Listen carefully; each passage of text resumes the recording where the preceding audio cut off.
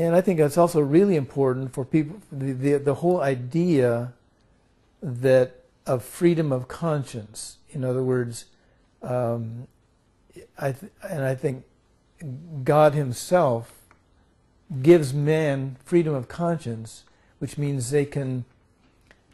It's important for individuals to be able to examine what they believe and decide what they believe, and other people need to allow everybody needs to be allowed the freedom to do that.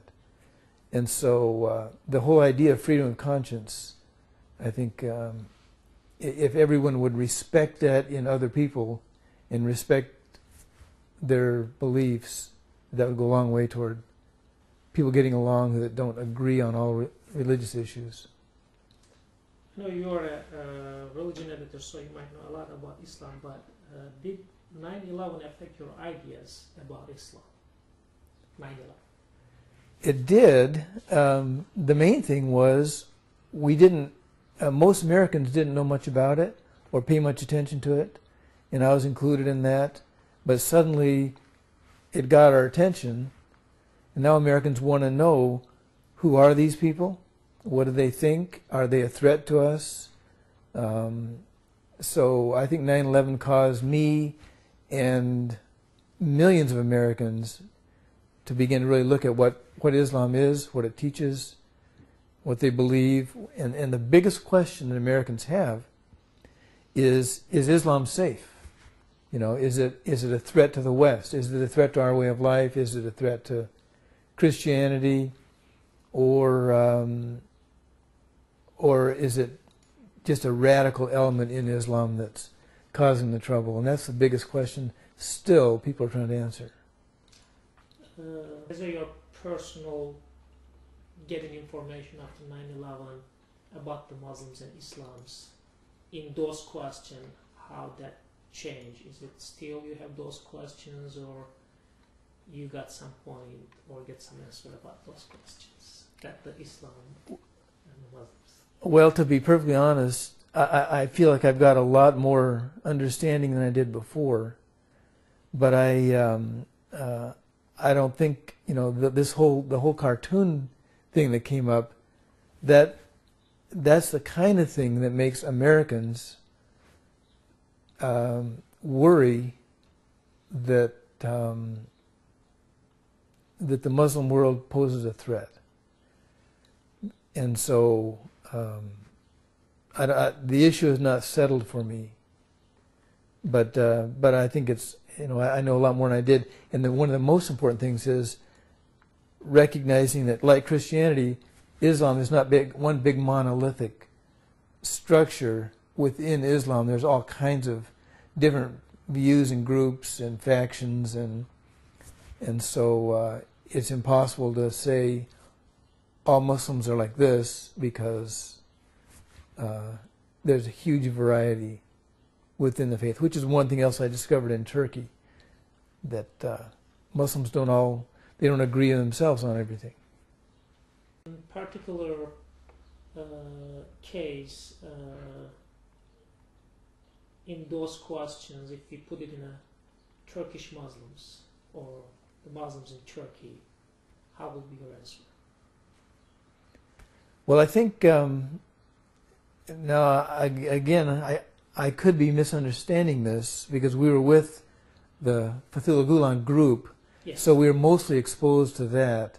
But the impression I got was that Turkish Muslims are maybe more Sufi-oriented than Arab Muslims, and as a result of that, they're more concerned about personal spiritual development, about developing themselves morally, ethically, spiritually, and they're less political. And so the impression I came away with was that the Arab world is probably has more politicized Islam, and that colors everything. And the Turkish world is more secure, and you know, hasn't been conquered by all kinds of people all through all the centuries. More secure and more comfortable with who they are, and more interested in spiritual development than they are in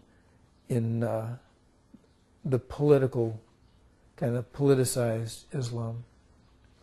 You mentioned that the cartoon, I want to just jump on that question. As people from the newspaper and media, what do you think about the cartoons issues going on in all Europe, starting from Denmark, France, and all the other countries right now, as a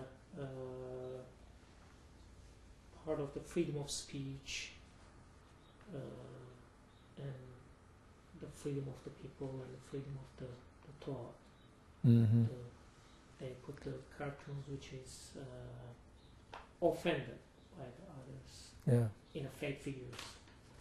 Well, I had a college professor that once said, with freedom comes responsibility, and the more freedom you have, the more responsibility you have. And so I think as American journalists, European journalists, it's important that we have freedom to be honest and deal with these issues in an honest way, but with that comes a responsibility to not try to stir up trouble and cause difficulties between people groups. So I think probably the publication was a mistake and was irresponsible, but the reaction is also, in our opinion, irresponsible and a mistake. So Muslims, Americans want to believe that it's a religion of peace. They want to believe that, but they struggle with the issue when they see people burning down embassies and calling for cartoonists' hands to be cut off. That makes Americans think, why is this going on, and why doesn't the Muslim world itself protest these kind of things and speak up and say, these people are not speaking for us? So it's the silence of the Muslim majority that makes Americans nervous. But we think going along, freedom of speech, freedom of religion, and freedom of conscience are at the heart of what it means to be American. This nation was founded by people that came here because they were oppressed religiously, and so it's part of our Constitution. I mean, it's written right in there, and for that reason, we defend those values. And so when we see what's going on in the embassies, what's going on in the Muslim world right now, we feel like those core values are being threatened by a group that would say, no, you can't publish what you want, you can't say what you want, you can't preach what you want. If you do, we're gonna attack you. So we find that offensive. What will be your suggestion in both sides about the cartoon issues, to the Muslim sides and to the other side in both? What you wanted to say then as a solution for this problem?